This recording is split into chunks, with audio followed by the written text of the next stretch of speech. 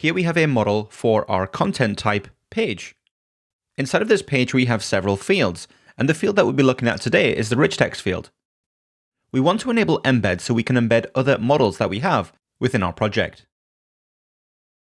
If we edit the settings for our rich text and we scroll down to embeds, we can enable embeds and select the models that we want to allow to be embedded inside of rich text.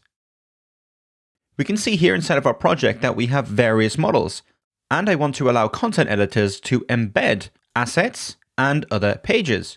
Now, once we've added those two models, it's as easy as updating this field. Now that's updated, let's go to edit content for our page. Here we can see we have several content entries for our page model.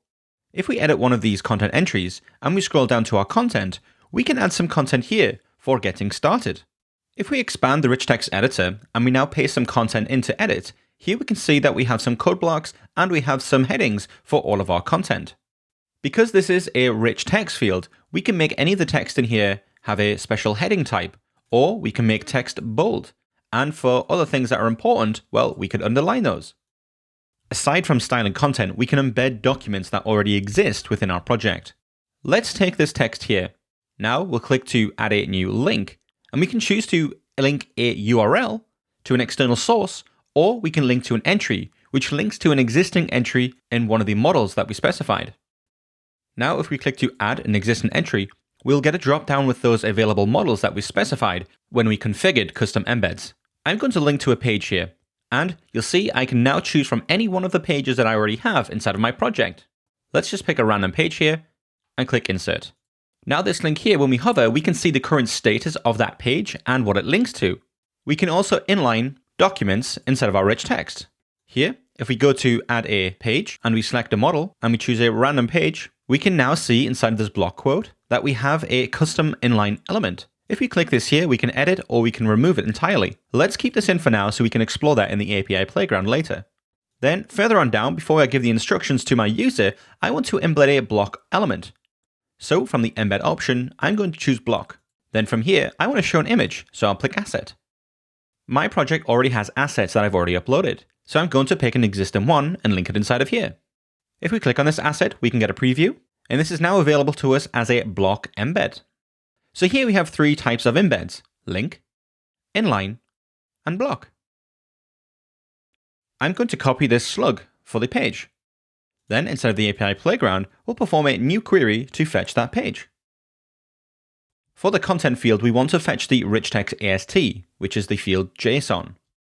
We'll also want to fetch our references so we can reference the assets and the embedded pages. We'll want to first fetch the type name so we know what kind of reference this is. And if we hover over references, we can see this is of the type page content rich text embedded types. And if we click on that, we can see all the possible types in this GraphQL union.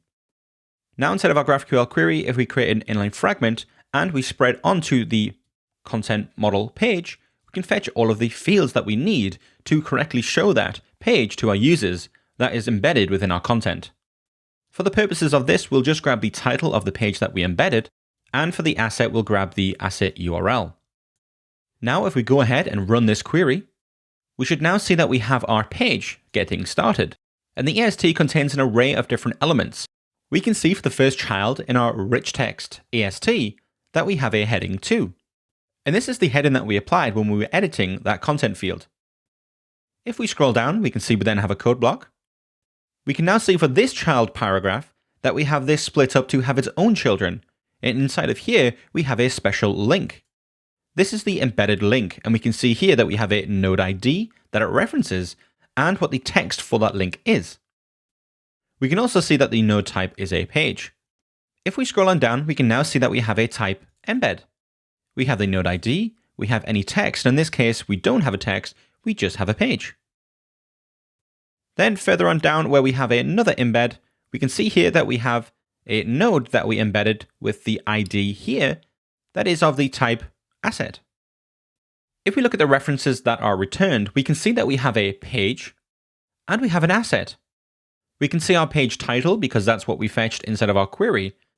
And for the URL, we fetch the URL to the asset CDN that GraphCMS provides.